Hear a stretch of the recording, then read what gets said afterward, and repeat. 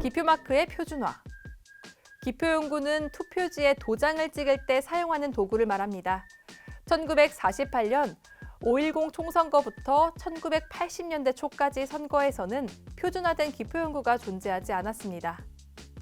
5.10 총선거 때는 기표소에 마련된 필기용구로 동그라미, X, 작대기, V 등 다양한 방법으로 지지하는 후보자 칸에 표시할 수 있었습니다. 다만 문자나 무령으로 표시하면 무효가 됐습니다.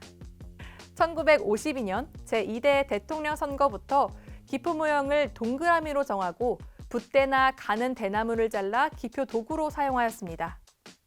기표 용구에 대해서는 별도 규정이 없어 나뭇가지 등을 이용한 지역이 있는가 하면 일부 지역에서는 총알 탄피의 둥근 부분을 활용하기도 했습니다. 6.25 전쟁의 표현이 가시지 않아 탄피가 흔했기 때문인데요. 심지어 1960년 초 인제 보궐선거에서는 호박 꼭지를 기표용구로 썼다는 기록도 있습니다. 그만큼 동그라미 모양을 나타낼 수 있는 다양한 재질의 도구가 각지의 실정에 맞게 사용됐습니다. 이후 전국적으로 통일된 기표용구를 사용하기 시작한 것은 1985년 제12대 국회의원 선거부터였습니다. 제12대 국회의원 선거에서는 기표용구의 재질과 규격을 통일해 플라스틱 기표용구를 전국에 보급했습니다. 표준화된 기표용구의 도입은 기표용구 관리 부족으로 발생하는 무효표를 줄이는 효과를 가져왔습니다. 기표마크 도입. 기표용구가 표준화되었지만 전사 문제가 여전히 남아 있었습니다. 전사란 기표 후 잉크가 덜 마른 상태에서 투표지를 반으로 접으면 반대쪽에 다른 난에 잉크가 묻어나는 문제였는데요. 이 전사가 되면 개표를 할 때 유권자가 어느 난에 기표를 했는지 정확히 알기 어려웠습니다. 전사인지 고의로 중복 표기한 것인지도 논란거리였는데요. 때문에 전사된 투표지는 무효 처리되는 경우가 다반사였습니다. 당시 선거법도 지금과 마찬가지로 어느 난에 기표했는지 식별할 수 없거나 2개 이상 난에 표기한 것은 무효표로 보였기 때문입니다. 따라서 투표로 표현된 소중한 유권자의 의사가 잉크가 번지는 사소한 이유로 무효로 처리되는 사태는 큰 문제였습니다. 이러한 문제점이 계속 제기되자 1992년 제14대 대통령 선거부터는 동그라미 안에 사람 인자가 들어간 기표마크를 처음 도입하였습니다.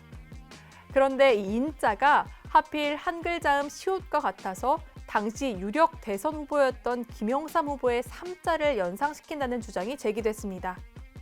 불필요한 논란을 일으킨 이 기표용구는 선거가 끝나고 전량 폐기됐습니다. 사실 이 인자가 좌우 대칭이어서 전사 여부를 가리기에도 적당하지 않았습니다. 대신 1994년 통합선거법을 제정하면서 기표 모형을 동그라미 안에 점 복자가 들어간 형태로 변경했습니다. 복자는 전사되었을 때 구분할 수 있어 어느 쪽이 유권자가 실제로 기표한 것인지 알 수 있었습니다. 이렇게 도입된 기표마크는 현재까지도 계속 사용되고 있습니다. 만년 도장식 기표용구의 등장. 기표용구와 관련된 고민은 계속됐습니다. 여전히 인주가 번지거나 고르게 찍히지 않는 문제가 해결되지 않았던 건데요. 특히 고령의 유권자들이 기표용구를 잡은 손에 고르게 힘이 들어가지 않아 그런 경우가 많았습니다. 물론 개표 단계에서 꼼꼼히 분류 과정을 거치지만 유권자의 기표 편의와 원활한 개표 진행을 위해 기표용구를 더 개선할 필요가 있었습니다. 이와 관련해 2005년부터는 인주가 필요 없는 만년 도장식 기표용구가 도입됐습니다. 국내 중소기업이 개발한 만년 도장식 기표용구는 잉크가 도장에 내장돼 별도 인주 없이도 기표가 가능했습니다. 무려 5,000번 이상 균일하게 기표할 수 있었고요. 이 뚜껑이 열린 채로도 60일 이상 잉크가 마르지 않았습니다. 많게는 8, 9개의 선거가 동시에 치러지는 지방선거에서 요긴하게 사용되어 유권자들의 편의를 증진하는 데 크게 기여했습니다.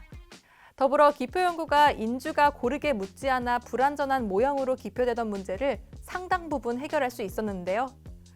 이후로도 만년 도장식 기표용구는 꾸준하게 개선돼 기표 즉시 건조되는 특수, 속건성 유성 잉크를 주입해 기표 후 바로 접어도 전사되지 않도록 발전했습니다.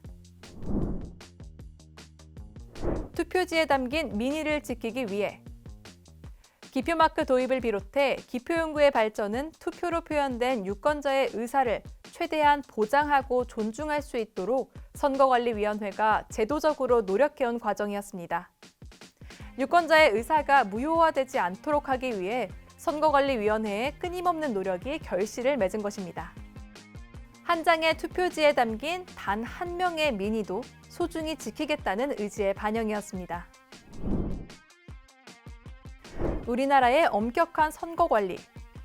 우리나라의 기표 및 투표 관리 방식은 다른 나라와 비교해 엄격한 편입니다. 우리와 달리 미국은 기표 방법이 주마다 다른데요.